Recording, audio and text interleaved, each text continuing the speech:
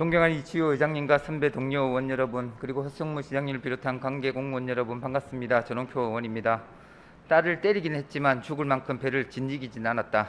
중학생 어부딸을 폭행해 아동학대 사례로 구속된 A씨가 8월 26일 열린 첫 재판에서 내뱉은 말입니다. 정인이 사건을 비롯하여 장녕 아동학대 사건, 천안 여행가방 아동학대 사건, 남해 아동학대 사망사건 등 이루 말할 수 없는 안타까운 일들이 곳곳에서 벌어지고 있습니다. 실제로 어렸을 적 부모에게 폭력을 당했거나 폭력을 목격한 경험이 많은 사람일수록 부모가 됐을 때 자녀에게 폭력을 행사하는 경우가 많은 것으로 보고되고 있습니다. 경찰대학의 연구보고서에 따르면 경기도 교도소의 수용자 545명 중 유효 표본을 얻은 결과 그 절반 이상이 가정폭력을 경험했으며 아동학대 가해자의 상당수가 어릴 적 학대를 당한 적이 있다는 것으로 조사되었습니다. 이는 아동 청소년기의 가정 환경이 올바른 성인으로 성장하는 데 매우 중요한 요소임을 말해주고 있습니다.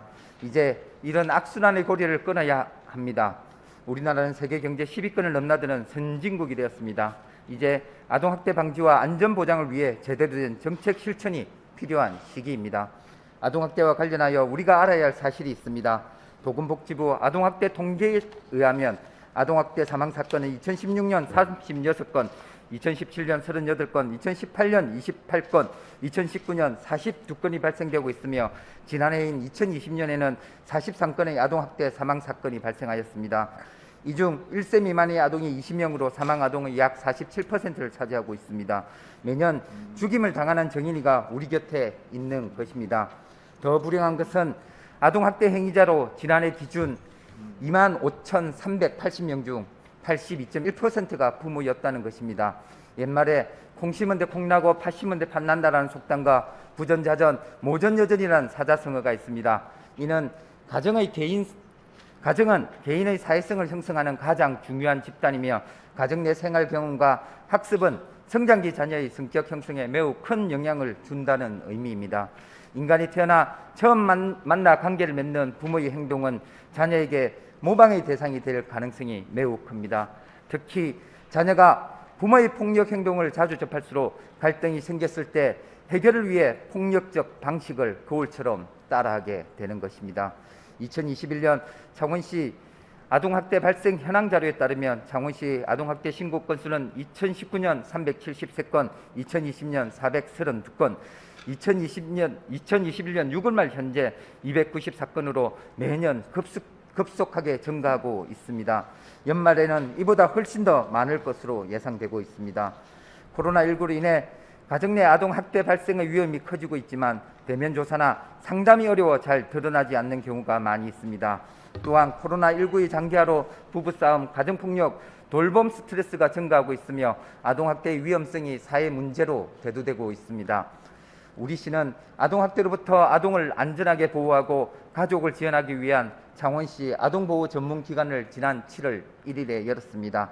아동학대 사건의 개입에 있어서 제일 중요한 것은 신속성과 정확성입니다. 이를 위해서는 가장 가까운 지역사회의 역할이 중요합니다.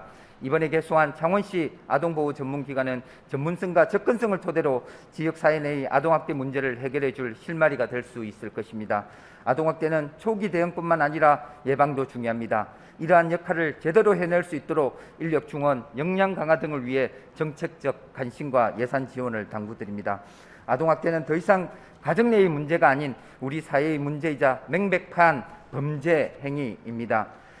아동인권, 권리에 대한 인식이 높아짐에 따라 부모 또는 양육자가 아동을 학대할 경우 국가의 공적인 개입이 필요한 때입니다. 공공중심 아동보호체계 조기 정착과 창원시의 공적 책임 강화를 위해 아동보호 전담 공무원 추가 배치, 학대 피해 아동 쉼터 확충, 시민대상 아동학대 예방교육, 돌봄 사각지대 해소 등 실효성 있는 아동학대 문제 해결 정책을 마련해 주십시오. 아이들은 우리의 미래입니다. 그러므로 아이들이 살아갈 사회의 구성원 모두가 관심을 기울여야 합니다. 아이들을 지키는 것이 우리 미래를 지키는 것입니다. 아이들은 창원시 행정의 거울입니다. 창원시 정책이 아이들의 미래에 그대로 투영되기 때문에 그러합니다. 아동 친화 도시에 발맞추어 창원시 아이들이 건강하고 올바른 사회 구성으로 성장할 수 있도록 정책적 관심을 부탁드립니다. 아동학대가 우리 사회에 조속히 건절되기를 진심으로 바라며 5분 자유 발언을 마치도록 하겠습니다. 경청해 주셔서 고맙습니다.